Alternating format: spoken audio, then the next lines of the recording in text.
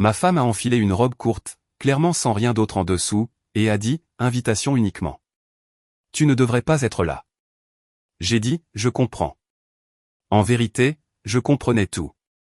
L'atelier de notre sous-sol était devenu mon sanctuaire au cours de la dernière année. Pendant que Lana se pomponnait à l'étage pour sa fête exclusive, j'étais assis entouré de cartes de circuits imprimés, de vieux ordinateurs et de mes outils de travail. En tant que directeur informatique chez Coastal Tech Solutions, j'avais appris que l'information était le pouvoir. Ce soir, je prévois de manier ce pouvoir comme un scalpel. La lumière fluorescente bourdonnait au-dessus, projetant des ombres dures sur mon établi.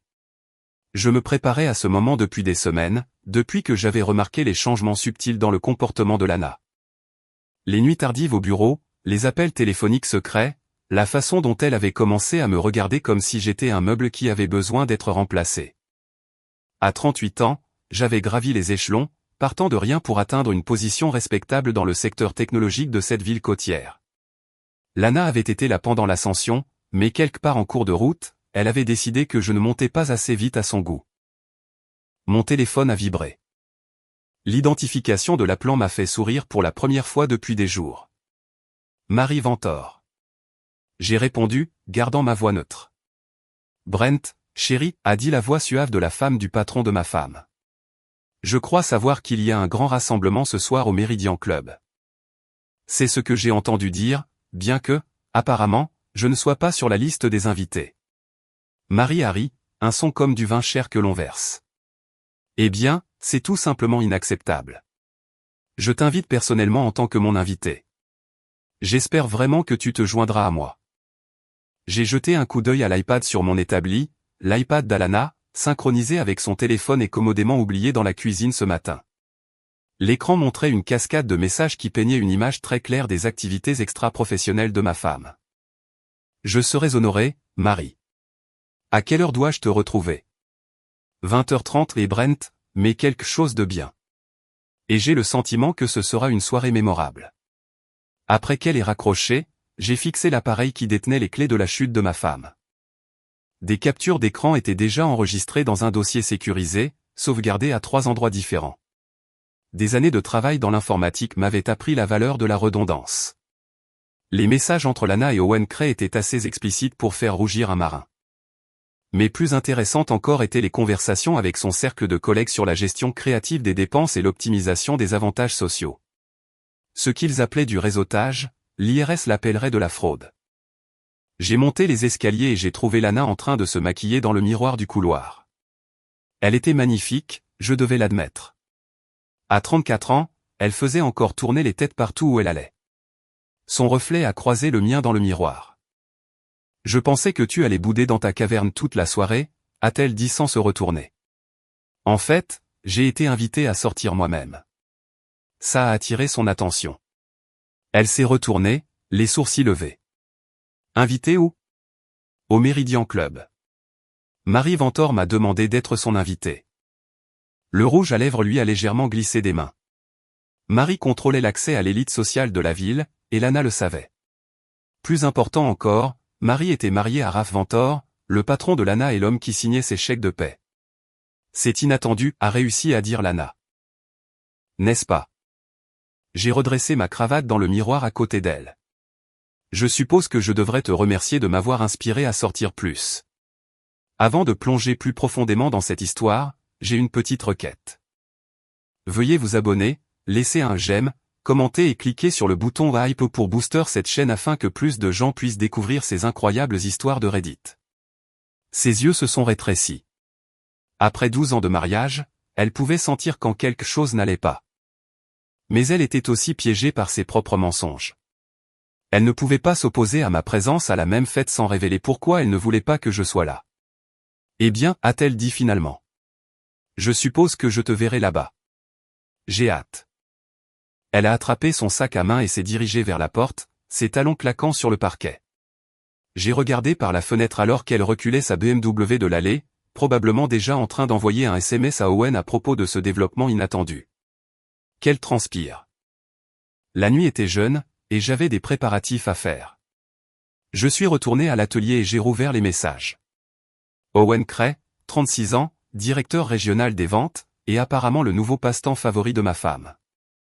Ces messages ressemblaient à des dialogues de mauvais romans d'amour, tout en fanfaronnade et en promesses creuses. Mais enfoui dans la piste numérique se trouvait quelque chose de plus précieux que la preuve de leur liaison, la preuve d'un vol systématique d'entreprise. Lana et son cercle détournaient les avantages de l'entreprise depuis des mois. Faux dîners avec des clients, frais de déplacement gonflés, achats personnels passés sur les comptes de l'entreprise. Ils avaient été prudents, mais pas assez. Les miettes de pain numérique menaient partout quand on savait les suivre. Mon téléphone a sonné. Cal Morrison, mon plus vieil ami et ancien détective de police devenu consultant en sécurité privée. Tu es sûr de ça, Brent? Sa voix rauque traduisait de l'inquiétude. Une fois que tu as allumé la mèche, il n'y a plus moyen de l'éteindre. La mèche a été allumée au moment où elle a décidé que je ne valais pas son honnêteté. C'est juste. Tu as besoin de quelque chose de ma part ce soir? Reste près de ton téléphone. J'aurai peut-être besoin d'une faveur ou deux. Tu l'auras. Et Brent, donne-leur l'enfer. J'ai enfilé mon meilleur costume, un costume italien bleu marine, celui que Lana m'avait acheté pour la fête de Noël de l'entreprise l'année dernière. Ironique, étant donné où il ferait sa prochaine apparition. Le trajet jusqu'au Meridian Club a duré 20 minutes à travers le quartier chic du port de la ville. Des tours de bureaux élégantes cédaient la place à des restaurants branchés et des boutiques exclusives. Le club lui-même occupait un entrepôt reconverti, tout en briques apparentes et éclairage industriel, le genre d'endroit où un cocktail coûtait plus que ce que la plupart des gens dépensaient pour le déjeuner. Marie attendait dans le hall, élégante en soie noire, ses cheveux argentés relevés en un chignon parfait. À 45 ans, elle attirait l'attention sans la réclamer. Le genre de femme qui naviguait dans la haute société bien avant que Lana n'apprenne à épeler manipulation. Brent, tu es magnifique, a-t-elle dit en prenant mon bras. Allons-nous faire une entrée? Le rez-de-chaussée bourdonnait de conversations et de tintements de verre. J'ai repéré Lana immédiatement. Elle se tenait près du bar avec Owen, sa main posée sur son avant-bras dans un geste qui semblait décontracté mais ne l'était pas. Son ami de l'année la flanquait de l'autre côté, acquiesçant à l'histoire qu'Owen racontait. Voilà ta femme, observa Marie. Elle a l'air à l'aise, n'est-ce pas? J'ai gardé ma voix légère, conversationnelle. Lana a toujours été douée pour se sentir chez elle. Le sourire de Marie s'est aiguisé. Oui, j'ai remarqué son talent pour l'adaptation. Nous nous sommes frayés un chemin à travers la foule, Marie saluant divers dignitaires et chefs d'entreprise. J'ai joué le rôle du plus à un dévoué, serrant des mains et faisant de la conversation tout en gardant un œil sur l'inconfort croissant de ma femme. Elle nous avait repérés maintenant, et son visage était devenu pâle sous son maquillage soigneusement appliqué. Brent. Raph Ventor est apparu à mon coude, un verre de whisky à la main. Le patron de Lana était un homme élancé aux yeux calculateurs et au genre de sourire qui n'atteignait jamais ses yeux. Quelle agréable surprise. Je ne savais pas que vous connaissiez ma femme. Nous faisons connaissance, a dit Marie avec douceur. Je pensais qu'il était temps que je rencontre l'homme derrière l'une de nos employées les plus précieuses. L'accent mis sur précieuse n'a échappé à personne. Les yeux de Raph se sont tournés vers Lana, qui s'approchait maintenant avec Owen à sa suite. Chérie, la voix de Lana était plus aiguë que d'habitude. Je ne m'attendais pas à te voir ici si tôt. Marie a eu la gentillesse de m'inviter. J'espère que tu ne craindras pas de partager la vedette. Owen s'est avancé, tendant la main. Owen Cray, vente régionale. Je ne pense pas que nous nous soyons déjà rencontrés. J'ai serré sa main, notant la poignée ferme et la montre chère. Brent Marrow. J'ai tellement entendu parler de vous. Son sourire a légèrement vacillé. À côté de lui, la mâchoire de Lana s'est serrée. Que de bonnes choses, j'espère, a dit Owen. Oh, de très bonnes choses. Lana m'a dit à quel point vous avez été collaboratifs tous les deux. Marie a choisi ce moment pour se pencher. Brent me parlait justement de certains schémas intéressants qu'il a remarqués dans nos notes de frais. N'est-ce pas, mon cher? La température autour de notre petit groupe a semblé chuter de 10 degrés. Les yeux de Lana ont balayé Marie et moi, calculant rapidement. La main d'Owen s'est portée à son téléphone, se demandant probablement s'il devait s'excuser. Des schémas? La voix de Raph portait l'acuité d'un homme qui avait bâti sa fortune en prêtant attention aux détails. Rien d'urgent, ai-je dit, savourant l'instant. Juste une comptabilité créative qui pourrait mériter un examen plus approfondi. Delaney est apparu à côté de Lana, son attitude habituellement bavarde remplacée par une énergie nerveuse. « Salut, monsieur Marrow. Content de vous revoir. » Delaney, toujours à aider Lana avec ses projets. Quel projet? J'ai souri. Ceux qui nécessitent une documentation si minutieuse. Lana m'a attrapé le bras, ses ongles s'enfonçant dans le tissu de ma veste. Pourrais-je vous parler en privé? Bien sûr. Mais ne faisons pas attendre nos hôtes. Marie était sur le point de me parler de la vente aux enchères caritatives le mois prochain. Oui, a dit Marie, les yeux brillants. Nous recherchons toujours des dons intéressants, des articles avec une histoire. La conversation s'est poursuivie pendant quelques minutes, chaque échange ajoutant une nouvelle couche de tension. Owen s'est excusé le premier, affirmant qu'il devait passer un appel. Delaney a suivi peu après, marmonnant quelque chose à propos de trouver les toilettes des dames. Cela a laissé Lana piégée entre Marie, Raph et moi, exactement là où je la voulais. Eh bien, a dit Raph finalement. C'est instructif. Marie, chérie, allons-nous nous mêler aux autres? J'aimerais en savoir plus sur ces schémas de dépenses plus tard, Brent. Alors qu'il s'éloignait, Lana s'est tournée vers moi. Qu'est-ce que tu fais, bon sang? Je profite de la fête. Ce n'est pas ce que tu voulais? Que je sorte plus, que je rencontre des gens, que j'élargisse mon cercle social? Tu sais ce que je veux dire. Vraiment? Parce que de là où je suis, on dirait que je suis enfin invité aux bonnes fêtes. Elle s'est penchée, baissant la voix. Quoi que tu penses savoir, je ne pense rien, Lana. Je sais tout. Son visage est devenu blanc. Autour de nous, la fête continuait, mais notre coin de la pièce était devenu son propre théâtre privé. D'autres invités commençaient à remarquer, les conversations se déplaçant pour s'adapter à la tension croissante. Les messages, les dépenses, les nuits tardives, tout cela. La question n'est pas ce que je sais, la question est ce que je vais en faire. Elle s'est redressée, essayant de retrouver son calme. Tu bluffes. J'ai sorti mon téléphone, j'ai fait défiler jusqu'à une capture d'écran particulière et je l'ai tenue juste assez longtemps pour qu'elle la voie. Ses propres mots la regardaient en face, explicites et accablants. Est-ce que je bluffe? La couleur a complètement disparu de son visage maintenant. Elle a jeté un coup d'œil autour de la pièce, calculant probablement des voies d'évasion ou des stratégies de gestion des dégâts. Mais il n'y avait nulle part où fuir. Pas ici, pas avec la moitié de l'élite de la ville qui regardait notre petit drame se dérouler. Que veux-tu, a-t-elle murmuré. Vouloir? Je veux retrouver ma femme. Mais puisque ce navire a déjà levé l'ancre, je me contenterai de la justice. Marie a réapparu à mon épaule comme si elle avait été convoquée. Tout va bien par ici? Parfait, ai-je dit. Lana me disait à quel point elle a apprécié de travailler avec la société de votre mari. Oh, nous avons apprécié sa présence, bien que je soupçonne qu'il pourrait y avoir une restructuration dans son département bientôt. Les yeux de Lana s'écarquillèrent. Les implications étaient claires. Marie savait. Pire, Marie en jouissait. Restructuration, parvint à dire Lana. Rien de définitif encore, dit Marie d'un ton léger. Mais Raph a examiné certaines irrégularités. Je suis sûr que vous en entendrez parler lundi. Le piège se refermait, et tout le monde dans notre petit cercle pouvait le sentir. Lana a regardé autour d'elle désespérément, espérant probablement qu'Owen réapparaîtrait et lui fournirait une sorte de soutien. Mais Owen était introuvable. Je devrais y aller, a dit Lana. Sitôt, ai-je demandé. Mais la fête ne fait que commencer. Elle m'a bousculé, se dirigeant vers la sortie. Je l'ai regardé partir, notant comment les conversations s'arrêtaient à son passage, comment les têtes se tournaient et les murmures commençaient.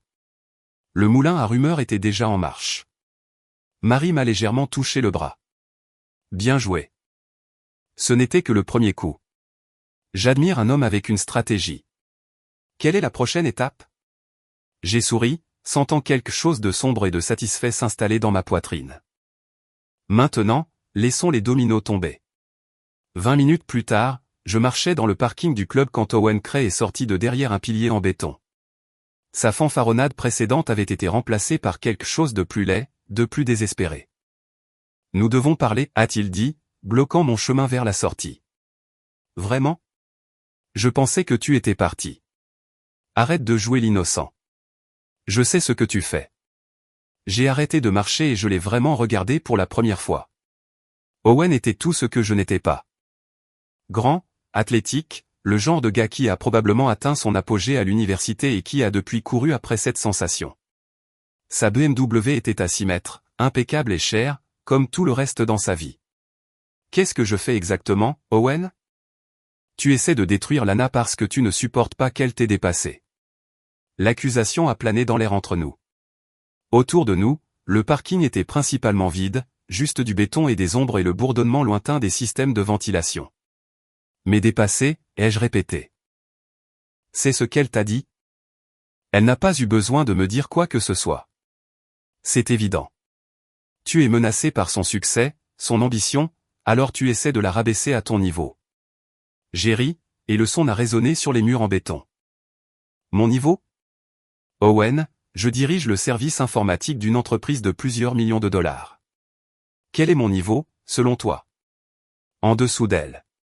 En dessous de ce qu'elle mérite. Et qu'est-ce qu'elle mérite? Toi. Ses mains se sont serrées en poing.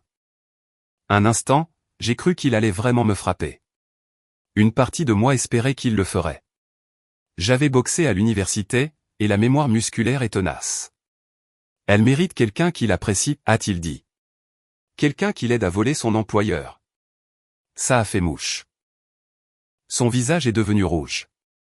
Nous n'avons jamais rien volé. Gestion créative des dépenses, n'est-ce pas l'expression? Maximisation des avantages sociaux? J'ai les messages, Owen. Tous. Tu as piraté son téléphone. J'ai utilisé son iPad. Elle l'a laissé synchroniser avec ses messages. Sécurité opérationnelle bâclée pour quelqu'un qui mène une arnaque. Il s'est approché, essayant de m'intimider avec son avantage de taille. Tu es pathétique, à espionner ta propre femme. Tu as raison, ai-je dit. J'aurais dû lui faire confiance, tout comme elle m'a fait confiance quand elle prévoyait de me faire passer pour un homme violent si tout cela tournait mal. La couleur a déserté son visage. Elle ne vérifie ses dossiers d'assurance, ce qu'elle a bâti pendant des mois. Des photos d'échymoses imaginaires, un journal documentant mon prétendu comportement violent, même un enregistrement d'elle-même pleurant sa peur. Un travail très minutieux. La bouche d'Owen s'est ouverte et fermée comme un poisson hors de l'eau. Clairement, Lana n'avait pas partagé ce plan de contingence particulier avec son amant. C'est impossible. Est-ce que ça l'est? Tu penses vraiment la connaître, n'est-ce pas? Tu penses que tu es spécial? Mais tu n'es que le dernier modèle, Owen. Il y avait quelqu'un avant toi, et il y aura quelqu'un après. Tu mens. J'ai sorti mon téléphone et j'ai fait défiler jusqu'à une autre capture d'écran. Marcus de la comptabilité, il y a 6 mois. Avant ça, c'était David du marketing. Lana garde des registres très détaillés de ses conquêtes, y compris toi. J'ai montré le téléphone pour qu'il puisse voir ses propres messages, mais aussi les autres. Des mois d'affaires, chacune suivant le même schéma. Le flirt initial, l'escalade, les promesses, puis le refroidissement inévitable alors que Lana passait à sa prochaine cible. Owen a fixé l'écran, son visage passant de l'incrédulité à la colère, puis finalement à l'humiliation. Elle a dit que j'étais différent. Ils le disent toujours. Il s'est alors jeté sur moi, m'attrapant par la veste et me plaquant contre un pilier en béton. De près, je pouvais sentir son eau de cologne chère et le whisky sur son haleine. Espèce d'arrogant. Attention, Owen. Les accusations d'agression compléteraient vraiment ta chute professionnelle. Mais il n'écoutait pas. Sa poigne se resserra, et un instant, je crus qu'il allait vraiment perdre complètement le contrôle. C'est à ce moment-là que mon ancien entraînement de boxe s'est déclenché. Je lui ai attrapé les poignets, j'ai tordu brusquement et j'ai brisé sa poigne. Avant qu'il ne puisse se rétablir, je l'avais retourné, son bras épinglé derrière son dos. Voici ce qui va se passer, ai-je dit, ma voix calme malgré l'adrénaline qui traversait mon corps. Tu vas t'en aller. Tu vas rester loin de ma femme, et tu vas prier pour que ton nom n'apparaisse pas quand les auditeurs commenceront à fouiller ses notes de frais. Ce n'est pas fini. Oui, ça l'est. Tu ne le sais juste pas encore. Je l'ai relâché et j'ai reculé. Owen a redressé sa veste, essayant de sauver ce qui restait de sa dignité. Alors qu'il marchait vers sa BMW, j'ai remarqué quelque chose d'intéressant. Il avait laissé ses clés par terre pendant notre bousculade. Owen, ai-je appelé. Tu as fait tomber quelque chose. Il s'est retourné, et je lui ai lancé les clés. Mais en volant dans les airs, elles ont réussi d'une manière ou d'une autre à rayer le côté de sa voiture impeccable, laissant une longue et vilaine éraflure dans la peinture. Oups, ai-je dit. Maladroit. Son visage est devenu violet de rage, mais avant qu'il ne puisse répondre, le bruit de pas a résonné dans le garage. Un agent de sécurité a tourné le coin, lampe de poche à la main. Tout va bien ici en bas, quelqu'un a signalé en criant. Juste un malentendu, ai-je dit. Monsieur Cray s'en allait. Le garde nous a regardés, observant l'apparence échevelée d'Owen et mon calme. Monsieur, des problèmes? Owen a jeté un coup d'œil à sa voiture rayée, puis à moi, puis à l'agent de sécurité. Le calcul était clair sur son visage. Il aurait pu faire une scène, mais cela n'aurait fait qu'attirer davantage l'attention sur une situation qu'il voulait désespérément garder secrète. Pas de problème, a-t-il dit entre des dents serrées. Je pars juste. Il est monté dans sa voiture et est parti, les pneus crissant légèrement sur le béton. L'agent de sécurité l'a regardé partir, puis s'est tourné vers moi. Vous êtes sûr que tout va bien, monsieur? Marrow, eh oui, tout va bien. Juste un désaccord sur les places de parking. Le garde a hoché la tête et a poursuivi sa ronde. J'ai attendu qu'il soit hors de vue, puis je me suis dirigé vers ma propre voiture, ressentant quelque chose que je n'avais pas ressenti depuis des mois. La satisfaction. Le genre qui vient du fait d'agir enfin au lieu de simplement endurer. Mon téléphone a vibré avec un SMS de Cal. Comment ça s'est passé? J'ai répondu, mieux que prévu. Phase 1 terminée. Quelle est la phase 2? J'ai levé les yeux vers les lumières de la ville visibles à travers la sortie du garage, pensant à Lana et ses amis, à Marie et Raph, à la maison de cartes soigneusement construite qui était sur le point de s'effondrer. La phase 2, c'est là que ça devient intéressant. Le trajet de retour m'a mené à travers le centre-ville, devant l'immeuble de bureau où Lana travaillait, devant les restaurants où elle chargeait des repas personnels sur les comptes de l'entreprise, devant l'hôtel où elle rencontrait Owen pour le rendez-vous l'après-midi. Chaque repère familier semblait différent maintenant, teinté de la connaissance de ce qui s'était passé derrière mon dos. Mais au lieu de la colère que je m'attendais à ressentir, il y avait autre chose. L'anticipation. Pour la première fois depuis des mois, je ne réagissais pas aux événements. Je les contrôlais. À la maison, j'ai trouvé la voiture de Lana dans l'allée, mais la maison était sombre. Elle était probablement à l'étage, essayant de déterminer l'étendue des dégâts qu'il était possible de réparer. Je suis allé directement à mon atelier et j'ai commencé à me préparer pour la phase suivante.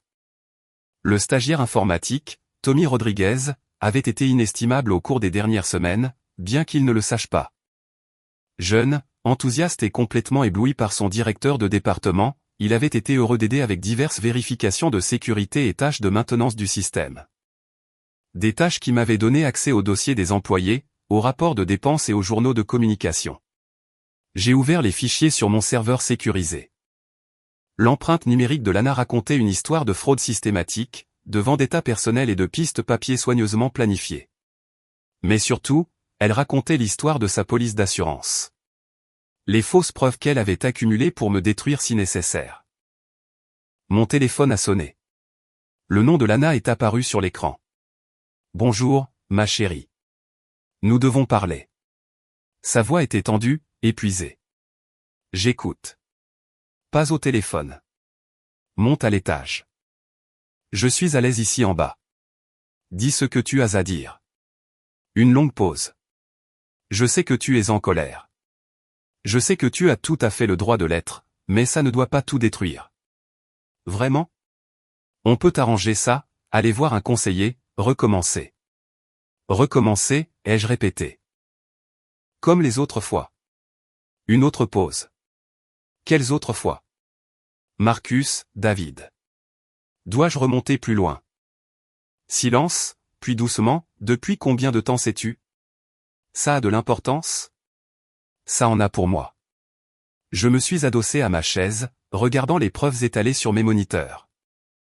Assez longtemps pour réaliser que je ne t'ai jamais connu du tout. Ce n'est pas vrai. Ce que nous avions était réel. Ce que nous avions était pratique pour toi. Brent, s'il te plaît.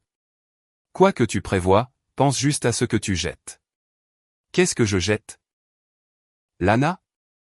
Un mariage bâti sur des mensonges?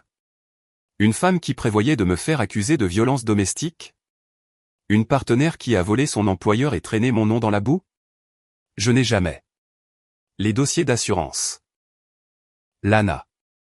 Je sais pour les dossiers d'assurance. La ligne est restée silencieuse si longtemps que j'ai cru qu'elle avait raccroché. Finalement, tu ne comprends pas. Je me protégeais. De quoi? De toi. De ce que tu pourrais faire si tu le découvrais. Ce que je pourrais faire? Lana, en 12 ans de mariage. Ai-je déjà levé la main sur toi? T'ai-je déjà menacé? T'ai-je déjà donné une quelconque raison de craindre la violence de ma part? Non, mais tu as quand même monté un dossier. Juste au cas où tu aurais besoin de me détruire complètement. Ce n'était pas comme ça. Alors? C'était comment? Une autre longue pause. C'était une assurance, au cas où les choses tournaient mal. Eh bien, félicitations. Les choses sont sur le point de devenir très moches en effet. J'ai raccroché et je me suis tourné vers mes ordinateurs. La phase 2 était déjà en marche.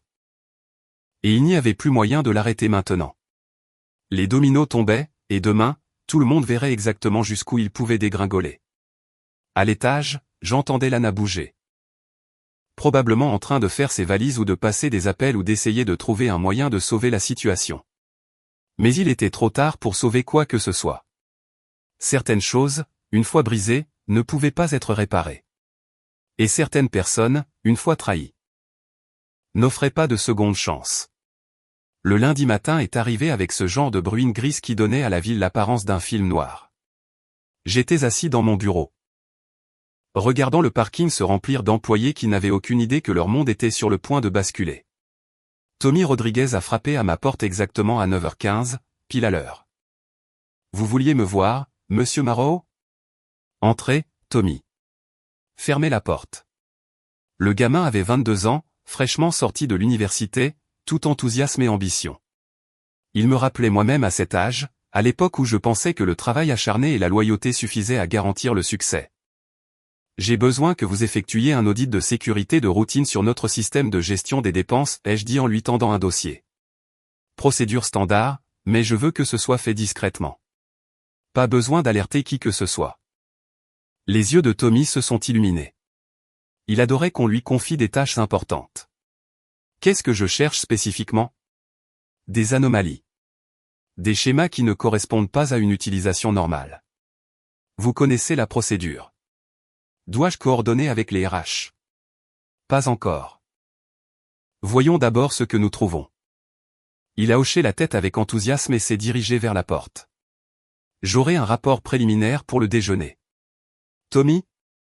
Il s'est retourné. Un bon travail là-dessus pourrait vraiment faire avancer ta carrière ici. Son sourire aurait pu alimenter le bâtiment. Après son départ, je me suis tourné vers mon ordinateur et j'ai ouvert les emails du matin. 3 messages de Lana, chacun plus désespéré que le précédent, 2 appels manqués d'Owen. Et une note très intéressante de Marissa Ventor me demandant si je voulais la rejoindre pour un café. J'étais encore en train de lire quand mon téléphone a sonné. La voix rauque de Cal Morrison a coupé court. Ta femme a appelé partout pour essayer de trouver des informations sur toi. Quel genre d'informations? Les habituelles. Irrégularités financières, liaisons extra-conjugales, toxicomanie. Elle est désespérée. Tu as trouvé quelque chose d'intéressant? Calari. Propre comme un sous-neuf, comme je lui ai dit. Mais elle ne lâche rien. On dit qu'elle a engagé un détective privé. Qu'elle gaspille son argent. Et Owen? Maintenant, ça, c'est plus intéressant. Il s'avère que Monsieur Cray a des dettes de jeu, des dettes importantes, du genre qui pourrait motiver quelqu'un à faire preuve de créativité avec les notes de frais. Je me suis adossé à ma chaise, traitant cette nouvelle information. À quel point sont-elles importantes? 6 chiffres. Dû à des gens très impatients. Cela expliquait beaucoup de choses. Owen n'était pas seulement l'amant de Lana, il était son partenaire par nécessité. La fraude aux dépenses n'était pas une question de luxe, c'était une question de survie. Merci, Cal. Continue de creuser. Je le ferai. Et Brent, fais attention à tes arrières. Les gens désespérés font des choses stupides. À 11h30, j'ai rencontré Marissa dans un petit café du centre-ville, le genre d'endroit où les conversations importantes se déroulaient autour d'un café artisanal et de pâtisseries hors de prix. Elle était déjà assise quand je suis arrivé, l'air élégant et prédateur à la fois. Brent, mon cher. Tu as l'air en forme pour un homme dont le monde s'effondre. Vraiment? Je me sens mieux que je ne l'ai été depuis des mois. Elle remua son latte pensivement. J'ai eu une conversation très intéressante avec Raph ce matin. Il semble que votre petit audit informatique ait révélé des divergences fascinantes. Vérification de sécurité de routine. Étonnant ce que l'on découvre quand on cherche vraiment. En effet. Lana a essayé de le joindre toute la matinée. Quelque chose à propos d'un malentendu, d'un coup monté, d'un syndrome de mari vengeur, les déviations habituelles. Et qu'en pense Raph? Le sourire de Marissa était tranchant comme une lame de rasoir. Raph pense que quiconque est assez stupide pour lui voler tout en ayant une liaison avec un joueur compulsif mérite ce qui lui arrive ensuite. J'ai siroté mon café, savourant à la fois le goût et l'instant. Joueur compulsif? Oh, tu ne savais pas? Owen doit de l'argent à des gens très désagréables, le genre qui brise les rotules quand les paiements sont en retard. Ça ajoute du contexte, n'est-ce pas? Ça explique aussi pourquoi Lana a été si accommodante dernièrement. Difficile de dire non à quelqu'un quand on vole tous les deux pour le maintenir en vie. Les pièces du puzzle se mettaient en place. Lana n'avait pas seulement une liaison, elle avait été contrainte de le faire. Les dettes d'Owen l'avaient rendue désespérée, et les gens désespérés font des partenaires dangereux. Que se passe-t-il maintenant? Marissa se pencha, conspiratrice. Maintenant, nous laissons la justice suivre son cours. Raph rencontre les ressources humaines cet après-midi. À la fin de la journée, il y aura des changements de personnel importants. Et Owen? L'emploi d'Owen sera résilié immédiatement. Ses dettes, cependant, resteront très actives. J'ai ressenti une satisfaction froide s'installer dans ma poitrine. Justice poétique. La meilleure. Nous avons fini notre café dans un silence confortable, deux prédateurs partageant une chasse réussie. Alors que nous nous apprêtions à partir, Marissa m'a légèrement touché le bras. Il y aura une vente aux enchères caritatives le week-end prochain, la Arbor Foundation. Très exclusive, très visible. Je pense que tu devrais y assister. En tant que votre invité encore? En tant que toi-même. Il est temps que tu cesses de te cacher dans l'ombre de ta femme. L'après-midi a apporté des développements plus rapidement que je ne pouvais les suivre. Le rapport d'audit préliminaire de Tommy est arrivé sur mon bureau à 14h, documentant une fraude systématique aux dépenses de près de 50 000 $ sur 6 mois. À 15h. Raph avait convoqué une réunion d'urgence avec les RH. À 16h, Lana et Owen étaient tous deux suspendus en attendant une enquête complète. Je les ai vus quitter le bâtiment séparément depuis ma fenêtre de bureau, la tête de Lana haute avec une dignité forcée. Owen affaissé par la défaite. Aucun d'eux n'a levé les yeux vers ma fenêtre, mais je savais qu'ils pensaient tous les deux à moi. Mon téléphone a vibré avec un message de Delaney. Pouvons-nous parler? Ça devient incontrôlable. J'ai répondu, qu'est-ce qui devient incontrôlable? Tu sais quoi? Lana est mon amie. Était-elle ton amie quand elle me montait un coup pour des accusations de violence domestique? Une longue pause, puis. Je ne sais pas de quoi tu parles. Bien sûr que non. Le bar Riverside, 20h. Viens seul. Le Riverside était le genre d'endroit où les employés de bureau allaient se plaindre de leur travail et de leurs conjoints. Un établissement faiblement éclairé spécialisé dans les boissons fortes et l'éclairage faible. Je suis arrivé tôt et j'ai réclamé une banquette d'angle. Me positionnant de manière à pouvoir surveiller l'entrée. Delaney est arrivée précisément à 20h, l'air nerveuse et trop habillée.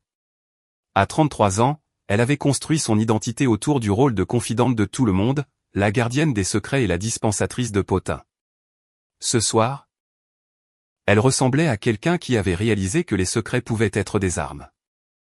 Tu l'as détruit, a-t-elle dit sans préambule, en se glissant dans la cabine en face de moi. Vraiment?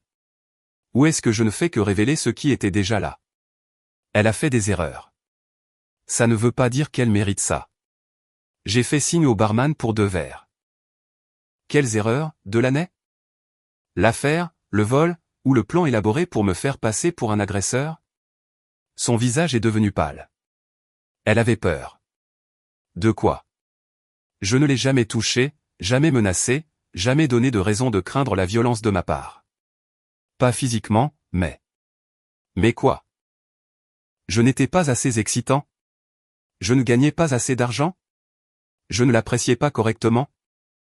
Les verres sont arrivés. Delaney a pris le sien immédiatement, en buvant une grande gorgée avant de répondre. Elle se sentait piégée, comme si elle suffoquait. Alors, elle a décidé de tout brûler plutôt que de simplement partir. Ce n'était pas si simple. Vraiment? Elle aurait pu demander le divorce, aurait pu être honnête sur ce qu'elle voulait. Au lieu de ça, elle a choisi de voler, de mentir et de monter un dossier pour me détruire si jamais je le découvrais. Delaney a fixé son verre. Les dossiers d'assurance n'étaient pas son idée. Ça a attiré mon attention. De qui était-il l'idée? D'Owen. Il a dit qu'elle avait besoin de protection, d'un levier. Protection contre quoi? Contre le fait que tu découvres l'argent. Je me suis adossé, traitant cette nouvelle information. Owen n'avait pas seulement été l'amant de Lana, il avait été son conseiller tactique. Les dettes de jeu l'avaient rendu assez désespéré pour voler et assez paranoïaque pour prévoir toutes les éventualités. Depuis combien de temps es-tu au courant du vol? Depuis le début. Lana m'a demandé de l'aider à la couvrir. Et tu l'as fait? C'est mon ami. Étais-je ton ami, Delaney? Quand je t'invitais à des dîners, que je me souvenais de ton anniversaire, que je t'aidais à déménager. Étais-je ton ami alors? Elle ne pouvait pas me regarder dans les yeux. Oui. Alors pourquoi l'as-tu aidé à me détruire? Tu ne pensais pas que je le découvrirais. Ou tu ne te souciais pas de ce qui m'arrivait tant que Lana était heureuse. Le bar autour de nous bourdonnait de l'énergie typique du lundi soir, mais notre coin se sentait isolé, séparé du monde normal des conversations décontractées et des trahisons routinières. Qu'est-ce que tu veux de moi? A demandé Delaney finalement. Je veux la vérité. Toute la vérité. Qui d'autre était impliqué? Jusqu'où cela va-t-il? Elle a regardé autour d'elle nerveusement comme si elle s'attendait à ce que Lana apparaisse des ombres. Il y en avait d'autres. Marcus de la comptabilité a aidé avec les notes de frais. David du marketing a fourni de fausses informations clients. C'était comme un réseau. Tous d'anciens amants de Lana? La plupart. L'ampleur de la chose était à couper le souffle. Lana n'avait pas seulement des liaisons, elle avait construit un empire d'hommes compromis, chacun contribuant à ses stratagèmes en échange de son attention. Et quand elle en avait fini avec eux, elle passait à autre chose, mais elle gardait les contacts au cas où elle aurait besoin de faveurs. Comme de fausses notes de frais. Comme de fausses notes de frais. J'ai fini mon verre, sentant l'alcool brûler légèrement en descendant. Voici ce qui va se passer, Delaney. Tu vas écrire tout ce que tu viens de me dire. Nom, date, montant, méthode, tout. Je ne peux pas lui faire ça. Tu me l'as déjà fait. Maintenant, tu dois choisir de quel côté tu veux être quand ce sera fini. Et si je ne le fais pas? J'ai sorti mon téléphone et lui ai montré une capture d'écran de ses propres messages, ceux où elle avait aidé à coordonner la fraude aux dépenses et à couvrir les affaires de Lana.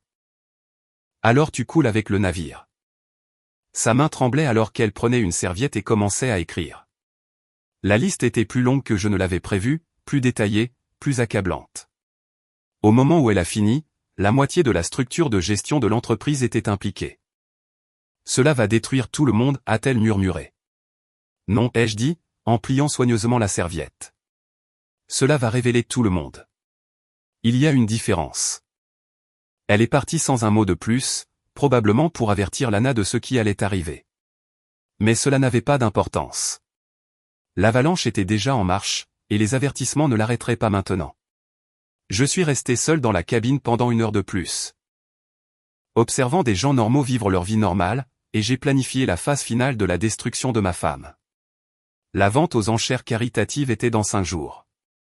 D'ici là, tout le monde en ville saurait exactement qui était vraiment Lana Morrow.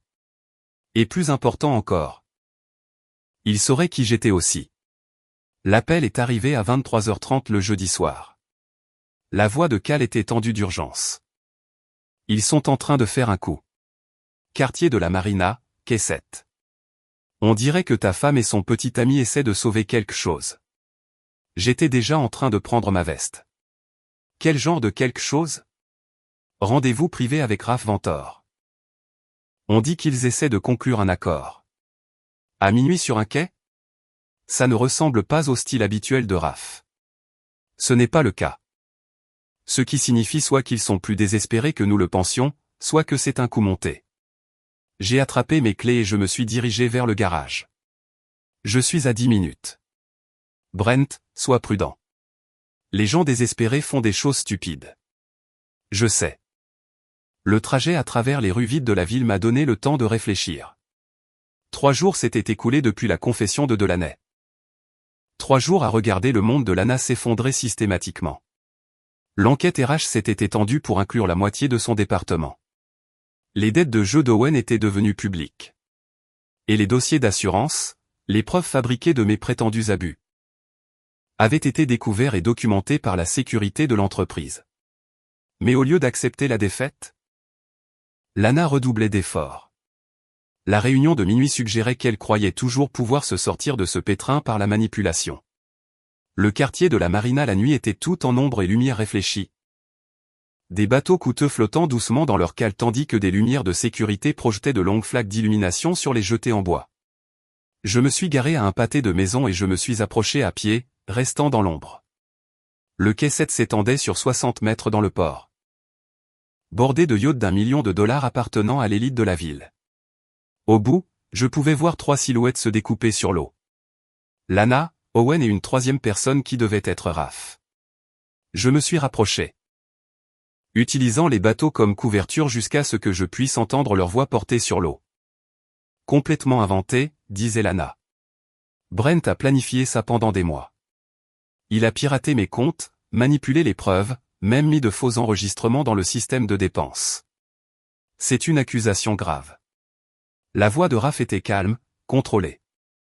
Avez-vous des preuves? Owen s'est avancé. Nous avons des documents montrant son accès au système, des horodatages qui prouvent qu'il était connecté lorsque les fausses entrées ont été créées. J'ai presque ri. Ils essayaient de me faire accuser de leurs propres crimes, utilisant des preuves fabriquées pour couvrir leurs preuves fabriquées. C'était désespéré et pathétique et voué à l'échec. Mais c'était aussi dangereux. S'ils pouvaient créer suffisamment de doutes, brouiller suffisamment les pistes, ils pourraient peut-être éviter les accusations criminelles même s'ils perdaient leur emploi. Monsieur Ventor, la voix de Lana prit le ton suppliant que j'avais entendu tant de fois au fil des ans. J'ai donné 5 ans à votre entreprise. J'ai été loyale, productive, engagée. Aurais-je vraiment jeté ça pour quelques milliers de dollars? J'ai 50 000 $, corrigea Raph. Et oui, des gens ont jeté plus pour moins. L'argent était l'idée d'Owen. J'essayais de l'aider avec ses dettes, et les choses ont dégénéré. Mais le vrai crime ici, c'est ce que mon mari a fait pour nous piéger. J'ai décidé qu'il était temps de faire mon entrée. Je suis sorti de l'ombre et j'ai marché sur le quai, mais pas résonnant sur les planches de bois. Ne vous arrêtez pas à cause de moi, ai-je dit. C'est fascinant. Tous les 3 se sont retournés. Le visage de Lana est devenu blanc. La main d'Owen s'est portée instinctivement vers sa veste, et je me suis demandé s'il était assez stupide pour porter une arme. Brent a fait Raph en hochant calmement la tête. Je me demandais quand vous alliez apparaître. Vous saviez que je venais? Je m'en doutais. L'histoire de votre femme présente des lacunes intéressantes. Je me suis approché, notant les positions de toutes les personnes impliquées. Lana et Owen se tenaient ensemble près du bout de la jetée, tandis que Raph s'était positionné avec des voies d'évasion claires. Un homme intelligent. Quelle lacune? A exigé Lana. Raph a souri froidement. Eh bien, pour commencer, les horodatages que vous prétendez montrer la manipulation du système par votre mari montrent en fait des audits de sécurité de routine que j'ai personnellement approuvés. Le visage d'Owen est devenu rouge. C'est impossible. Est-ce que ça l'est? Brent, voudriez-vous expliquer? J'ai sorti mon téléphone et j'ai fait défiler les emails pertinents. Il y a 3 semaines, j'ai demandé la permission de mener un audit de sécurité complet de notre système de gestion des dépenses. Monsieur Ventor a approuvé la demande par écrit. Tout ce à quoi j'ai accédé a été documenté et autorisé. Mais les fausses entrées, a commencé Lana, ont été créées par toi et ton réseau d'employés compromis. Je n'ai pas mis de fausses preuves, Lana. Je les ai juste trouvées. Le vent venant de l'eau était froid, portant l'odeur de sel et de gazole. Autour de nous, les bateaux grinçaient doucement dans leur cale, un son paisible qui contrastait fortement avec la tension sur le quai. C'est un coup monté, a dit Owen. Vous travaillez tous ensemble pour nous détruire. La paranoïa ne te va pas, Owen. Bien que je comprenne pourquoi tu te sens acculé. Combien dois-tu maintenant, y compris les intérêts accumulés? Son visage est devenu pâle. Je ne sais pas de quoi tu parles. Bien sûr que non. Tout comme tu ne connais pas les 3 hommes qui posent des questions sur toi en ville. Des hommes très polis, me dit-on. Le genre qui brise les doigts quand ils n'obtiennent pas de réponse. Lana a regardé entre Owen et moi, la confusion remplaçant la colère sur son visage. Quels hommes? Owen? De quoi parle-t-il? Ce n'est rien, a dit Owen rapidement. Juste des affaires. 60 000 $ d'affaires, ai-je dit. Dû à des gens qui n'acceptent pas les plans de paiement. Le chiffre a frappé Lana comme un coup physique. Elle a reculé, sa main agrippant la rampe du quai pour se soutenir. 60 000? Owen, tu m'as dit que c'était 10. C'était 10, mais avec les intérêts et les pénalités. Tu m'as menti. Je te protégeais. Me protéger? Tu m'as impliqué dans le vol de 50 000 $ pour payer des dettes dont tu as menti. Leur partenariat se fracturait en temps réel, des années de tromperie mutuelle finalement mises en lumière. Raph observait avec l'intérêt détaché d'un scientifique observant une réaction chimique. Tout cela est très instructif, a-t-il dit finalement. Mais cela ne change pas les faits fondamentaux. De l'argent a été volé à mon entreprise. Indépendamment de vos motivations ou de vos drames personnels, c'est un crime. Monsieur Ventor, s'il vous plaît. Lana s'est tournée vers lui avec des yeux désespérés. Je peux le rembourser, chaque centime. Donnez-moi juste le temps. Avec quel argent? Vous êtes au chômage à partir de demain. J'ai des biens, la maison, ma voiture, des bijoux. La moitié appartient à ton mari. Elle s'est tournée vers moi. Tu ferais vraiment ça? Me détruire complètement? Je ne te détruis pas, Lana. Je te révèle. Il y a une différence. Nous avons été mariés pendant 12 ans. Et pendant combien de ces années planifiais-tu ma destruction? Elle ne pouvait pas répondre car nous connaissions tous les deux la vérité. Les dossiers d'assurance, le réseau d'hommes compromis, le vol systématique. Rien de tout cela n'avait été spontané. Cela avait été calculé, planifié, exécuté avec une précision froide. Owen s'est interposé entre nous. Ça suffit. Ça se termine maintenant. Vraiment? Comment comptez-vous exactement y mettre fin? Sa main est de nouveau allée à sa veste, et cette fois il a sorti un petit pistolet. Lana a halté. Raph a reculé d'un pas. Range ça, idiot, ai-je dit calmement. Tais-toi. Tais-toi et écoute. Nous allons partir d'ici, tous. Et demain, tu vas retirer tout ce que tu as dit. Admettre que tu as fabriqué les preuves par jalousie. Ou quoi? Tu vas me tirer dessus devant 2 témoins. Si je dois le faire. J'ai regardé le pistolet, notant la façon dont sa main tremblait légèrement. Owen, as-tu la moindre idée de ce qui arrive aux joueurs compulsifs qui commettent un meurtre? Tes créanciers ne se contentent pas d'annuler la dette. Ils la recouvrent auprès de ta famille. Je n'ai pas de famille. Non, mais Lana en a. Des parents, une sœur, un neveu dont elle est très proche. Les dettes ont le don de se transférer aux gens que vous aimez. Le visage de Lana est devenu livide. Owen, pose cette arme. Je ne peux pas. Tu ne comprends pas? Si cela se sait, si je perds mon emploi, ils me feront du mal. Ils nous feront du mal à tous les deux. Non, ai-je dit doucement. Ils lui feront du mal. Toi, tu seras en prison. La vérité le frappa comme une vague froide.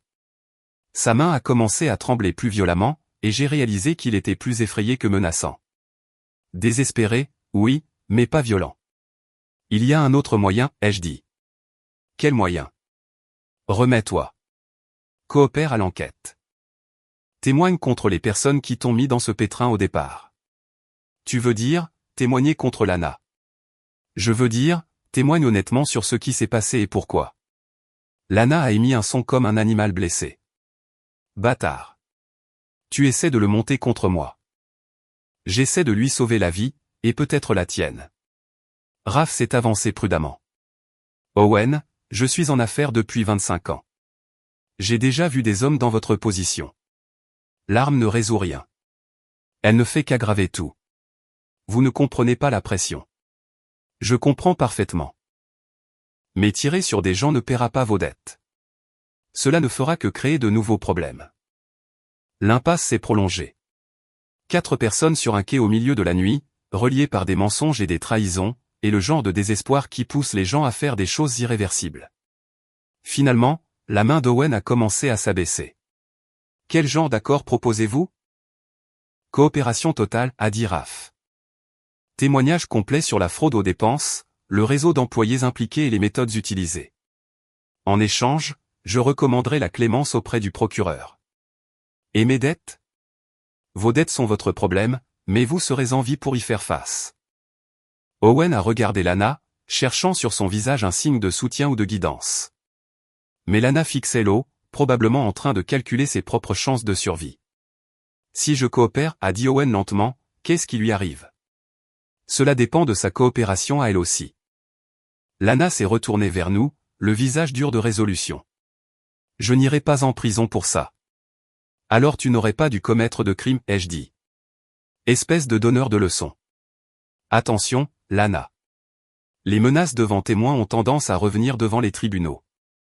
Elle a regardé les 3 hommes qui l'entouraient, comprenant enfin qu'elle était complètement seule. Pas d'allié, pas de levier, pas d'issue si ce n'est la vérité. Qu'est-ce que vous voulez de moi? A-t-elle demandé finalement.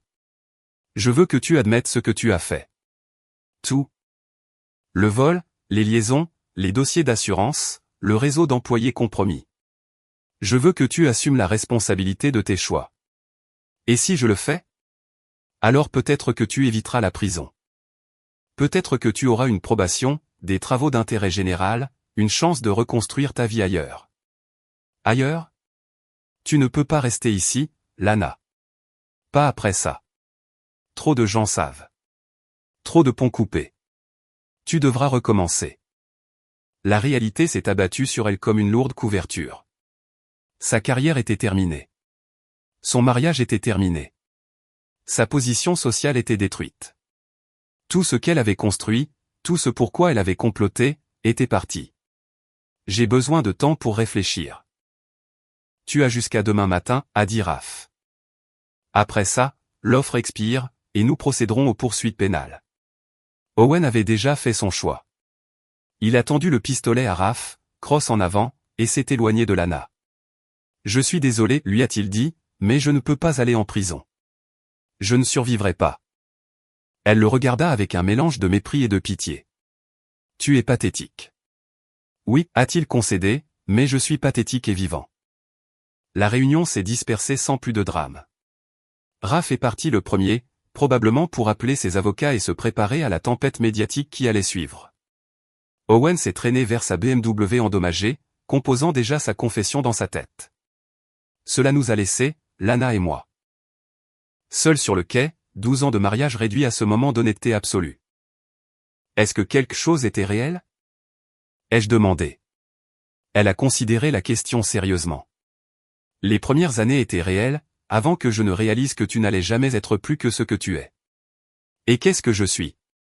Sûr, prévisible, limité. J'ai hoché la tête, acceptant l'évaluation. Et toi, qu'est-ce que tu es? Ambitieuse. Affamée. Prête à tout pour obtenir ce que je veux. Même si cela détruit des innocents. Il n'y a pas d'innocents, Brent. Juste des gens qui n'ont pas encore été mis à l'épreuve. Nous sommes restés silencieux un moment, écoutant l'eau clapoter contre le quai et les bruits lointains de la ville qui avait été notre maison pendant tant d'années. Que se passe-t-il maintenant? A-t-elle demandé. Maintenant, tu décides qui tu veux être quand tout cela sera fini. Et toi? Qu'est-ce que tu décides? J'ai regardé le port, les lumières se reflétant sur l'eau sombre. l'avenir s'étendant comme une mer inexplorée. J'ai décidé de ne plus être en sécurité. Le samedi soir est arrivé avec ce genre d'air frais d'automne qui faisait scintiller le quartier du port de la ville comme un étalage de bijoux. La vente aux enchères annuelle de bienfaisance de la Harbor Foundation était l'événement social de la saison.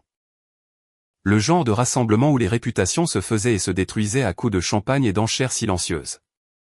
J'étais dans mon appartement. J'avais déménagé de la maison 3 jours plus tôt, ajustant ma cravate noire et révisant l'ordre du jour de la soirée. Lana avait accepté l'accord. Acceptant une coopération totale en échange d'une probation et de travaux d'intérêt général. Owen avait déjà fait sa déclaration au procureur. Le réseau d'employés compromis était systématiquement démasqué et licencié. Mais ce soir, il n'était pas question de procédure légale ou de justice d'entreprise. Ce soir, il s'agissait de quelque chose de plus personnel, le dernier acte public d'un drame qui se construisait depuis des mois. Mon téléphone a vibré. Un message de Marisa. Prêt pour tes débuts? J'ai répondu, né prêt. La salle de bal du Grand Harbor Hotel était un chef-d'œuvre d'élégance discrète, tout en lustre de cristal et marbre poli, rempli de l'élite de la ville dans leur plus belle tenue de soirée. Je suis entré seul, notant comment les conversations s'interrompaient à mon passage. Comment les têtes se tournaient et les murmures suivaient mon sillage. Le scandale avait éclaté dans les journaux du jeudi, avec des détails sur la fraude aux dépenses, les dettes de jeu et le réseau d'affaires qui avait financé tout cela. Le vendredi, c'était le seul sujet de conversation dans le quartier des affaires de la ville. Le samedi, tout le monde avec un compte sur les réseaux sociaux connaissait l'histoire. Marisa est apparue à mon coude, resplendissante dans une robe de soie argentée. Tu es magnifique. Comment ça fait d'être l'homme le plus intéressant de la pièce? Différent, ai-je admis, mais pas désagréable. Bien, car la soirée ne fait que commencer. Elle m'a guidé à travers la foule, faisant des présentations. S'assurant que je rencontrais toutes les figures importantes présentes. Des chefs d'entreprise qui m'avaient auparavant ignoré voulaient maintenant me serrer la main. Des matrones de la haute société qui n'avaient jamais reconnu mon existence me trouvaient soudainement fascinant. Brent Marrow, a dit Charles Hartwell, le promoteur immobilier le plus éminent de la ville. Je dois dire, la façon dont vous avez géré cette situation était magistrale. Précision chirurgicale. Merci, bien que je ne puisse pas m'attribuer le mérite d'avoir révélé la vérité. J'ai juste veillé à ce qu'elle soit mise en lumière. Modestie, j'aime ça. Nous devrions parler un jour des opportunités. Un homme avec vos compétences pourrait aller loin dans le bon environnement. Des conversations similaires ont suivi tout au long du cocktail. Offres d'emploi, partenariats commerciaux. Opportunités d'investissement. Le genre de porte qui m'avait été fermée pendant des années s'ouvrait soudainement. Tout cela parce que j'avais cessé d'être sûr et prévisible. La vente aux enchères elle-même était une affaire soigneusement chorégraphiée. Marie servant d'hôtesse et de commissaire-priseur de la soirée. Les articles allaient des forfaits vacances aux œuvres d'art en passant par des expériences exclusives. Chacun générant des enchères animées de la foule rassemblée. J'ai attendu presque la fin de la soirée pour apporter ma propre contribution. Mesdames et messieurs, a annoncé Marie, nous avons un ajout spécial de dernière minute à la vente aux enchères de ce soir. Une collection d'articles de créateurs donnés par un bienfaiteur anonyme, dont tous les profits iront à notre fonds de bourse d'études. Les articles ont été apportés sur un chariot de présentation. La garde-robe entière de créateurs de Lana, sa collection de bijoux, ses sacs à main et ses chaussures, tout ce qu'elle avait accumulé pendant notre mariage. Tout ce qu'elle avait acheté avec de l'argent volé à son employeur. Un murmure a parcouru la foule alors que les gens reconnaissaient les articles. Plusieurs femmes ont montré du doigt et chuchoté, se souvenant clairement avoir vu Lana porter ses pièces lors de diverses réceptions sociales. La mise à prix est de 500 $ pour toute la collection, a annoncé Marie. Des mains se sont levées dans toute la salle. Les enchères étaient féroces, poussées autant par la curiosité et le scandale que par la qualité des articles. En quelques minutes, le prix avait grimpé à 5000 $. J'entends 6000 ? a crié Marie. C'est à ce moment-là que Lana est entrée dans la salle de bal. Elle portait une simple robe noire, ses cheveux tirés en arrière sévèrement, son maquillage discret. Elle avait l'air élégante, mais diminuée. Comme une reine en exil. La conversation s'est arrêtée alors qu'elle traversait la foule, tous les yeux de la pièce suivant son mouvement. Elle est allée droit à l'exposition de la vente aux enchères et s'est tenue là, fixant ses anciennes possessions vendues au plus offrant. Son visage ne montrait aucune émotion, mais je pouvais voir ses mains trembler légèrement. 7000, a crié Margaret Sinclair, la femme du maire. 8000, a rétorqué Patricia Wells, qui dirigeait la boutique la plus exclusive de la ville. Lana s'est retournée et a scanné la foule jusqu'à ce qu'elle me trouve. Nos yeux se sont rencontrés à travers la pièce, et un instant. Nous n'étions que nous deux. 12 ans de mariage condensés en un seul regard de reconnaissance mutuelle. Elle s'est approchée de l'endroit où je me tenais avec Marisa et Charles Hartwell. Quel spectacle, a-t-elle dit doucement. Je pensais que tu apprécierais l'ironie. L'argent volé achetant des vêtements de créateurs maintenant vendus pour la charité. Toujours le moraliste. Toujours le pragmatique. Les enchères continuaient autour de nous, le prix grimpant vers 10 000 $. Lana a regardé sa vie passée être vendue aux enchères pièce par pièce, son expression illisible. Je suppose que tu penses que ça nous met à égalité, a-t-elle dit. À égalité? Lana, il ne s'agit pas de régler des comptes. Il s'agit de conséquences. Des conséquences pour moi. Et pour toi, quelles conséquences? Quelles conséquences devrais-je subir pour avoir découvert que ma femme était une voleuse et une fraudeuse? Pour avoir détruit ma vie. Je n'ai pas détruit ta vie. J'ai révélé la vie que tu avais déjà choisie. Marie s'est interposée entre nous avec douceur. Lana, quel courage de venir ce soir? Je n'étais pas sûr que tu voudrais affronter tout le monde si tôt. Je voulais voir la finale. M'assurer que Brent ait son moment de triomphe. Il ne s'agit pas de triomphe, ai-je dit. Il s'agit de vérité. Vérité? La voix de Lana s'est légèrement élevée, attirant l'attention des invités à proximité. La vérité, c'est que tu es un petit homme mesquin qui n'a pas supporté d'être dépassé par sa femme. La vérité, c'est que tu es une criminelle qui s'est fait prendre. La vérité, c'est que tu as détruit tout le monde autour de toi pour satisfaire ton ego blessé. La conversation attirait maintenant plus d'attention. D'autres invités se rapprochaient, sentant le drame. Marie a tenté d'intervenir, mais Lana ne se souciait plus des convenances sociales. Regarde autour de toi, Brent. Regarde tous ces gens qui s'accrochent à chacun de tes mots, te traitant comme une sorte de héros. Penses-tu vraiment qu'ils te respectent, ou aiment-ils juste regarder la destruction de quelqu'un d'autre? Est-ce que ça a de l'importance? Dans tous les cas, ils voient le vrai toi pour la première fois. Et le vrai toi? L'homme qui a passé des mois à planifier l'humiliation publique de sa femme. L'homme qui a monté ses amis contre elle, détruit sa carrière et volé ses biens. Je n'ai rien volé. J'ai exposé ce que tu avais volé. Sémantique. La vente aux enchères touchait à sa fin, les dernières offres étaient appelées.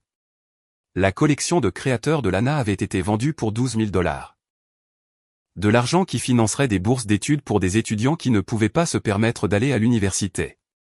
Il y avait une poésie là-dedans, ai-je pensé. Vendu, a annoncé Marie. À Madame Sinclair pour 12 000 $. Des applaudissements ont rempli la salle de bal.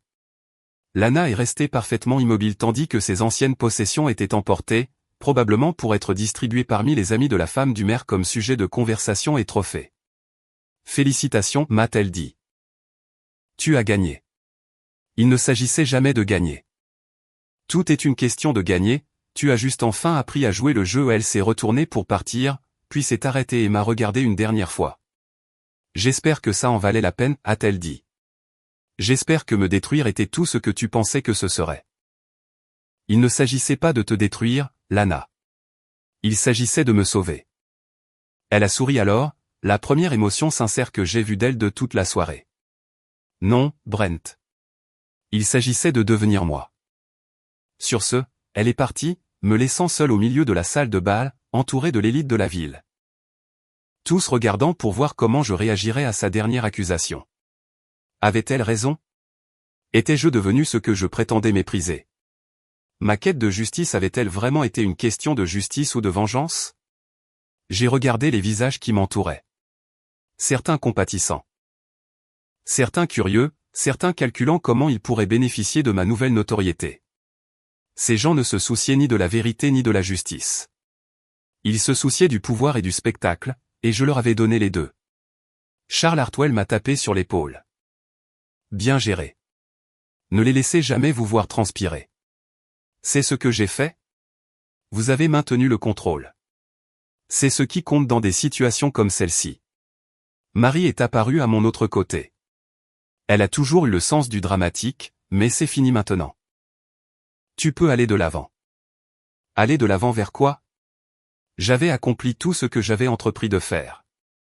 Lana était ruinée, son réseau exposé, justice rendue.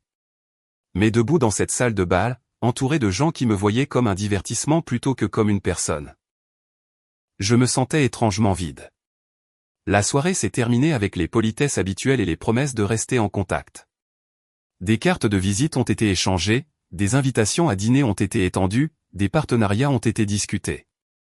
J'ai joué mon rôle. Le mari lésé qui avait riposté et gagné. Mais une partie de moi n'arrêtait pas de penser aux derniers mots de Lana. Étais-je devenu elle? Ma quête de justice m'avait-elle transformé en le même genre de manipulateur-calculateur que je prétendais mépriser? Alors que la foule commençait à se disperser. Je me suis retrouvé seul sur la terrasse de l'hôtel, regardant le port où tout avait commencé à se défaire une semaine plus tôt. L'eau était sombre et calme, reflétant les lumières de la ville comme des diamants éparpillés.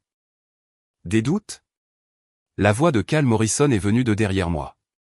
Je me suis retourné pour trouver mon vieil ami appuyé contre la balustrade de la terrasse, un regard entendu sur son visage buriné. Peut-être. Est-ce que ça me rend faible? Ça te rend humain. La vengeance a toujours un goût différent de ce à quoi on s'attend. Et quel goût a-t-elle? Comme la victoire et les cendres, tout mélangé. Nous sommes restés dans un silence confortable un moment, deux hommes qui avaient assez vu la vie pour savoir que gagner et avoir raison n'était pas toujours la même chose. Alors, quoi maintenant? A demandé Cal. J'ai pensé aux offres d'emploi, aux opportunités commerciales, aux invitations sociales qui allaient suivre. J'ai pensé à l'appartement que j'avais loué, à la nouvelle vie que je devrais construire, à la personne que je devrais devenir. Maintenant, je découvre qui je suis quand je ne suis pas marié à Lana. Et qui penses-tu que c'est? J'ai regardé le port une dernière fois, les lumières se reflétant sur l'eau sombre. L'avenir s'étendant comme une mer inexplorée. Je suppose que je le découvrirai. La vente aux enchères de bienfaisance avait rapporté plus de 200 000 $ pour des bourses d'études. La collection de créateurs de Lana avait contribué à hauteur de 12 000 $ à ce total. Un argent qui aiderait les jeunes à obtenir l'éducation dont ils avaient besoin pour construire une vie meilleure. Il y avait de la justice là-dedans. Il y avait de la poésie. Mais en traversant la salle de bal vide, devant les tables où l'élite de la ville avait célébré ma victoire sur ma femme, je ne pouvais pas me défaire du sentiment d'avoir gagné quelque chose dont je n'étais pas sûr d'avoir voulu. Le jeu était terminé. Les joueurs avaient quitté le terrain, et je me tenais seul au milieu, tenant un trophée qui me semblait plus lourd que je ne l'avais imaginé. Invitation seulement, avait dit Lana. Mais maintenant, c'était moi qui envoyais les invitations, décidant qui avait le droit de jouer et qui était laissé de côté. La question était, quel genre de jeu voulais-je jouer ensuite? Dehors, la ville scintillait dans l'obscurité, pleine de possibilités et de nouveaux départs. Je me suis dirigé vers ma voiture, vers mon nouvel appartement, vers ce qui allait suivre. Derrière moi, l'hôtel du port se tenait vide et élégant, la scène de mon triomphe devenant déjà un simple souvenir parmi tant d'autres dans une ville qui en était pleine. La nuit était à moi. La victoire était totale, et d'une certaine manière, c'était la chose la plus dangereuse de toutes.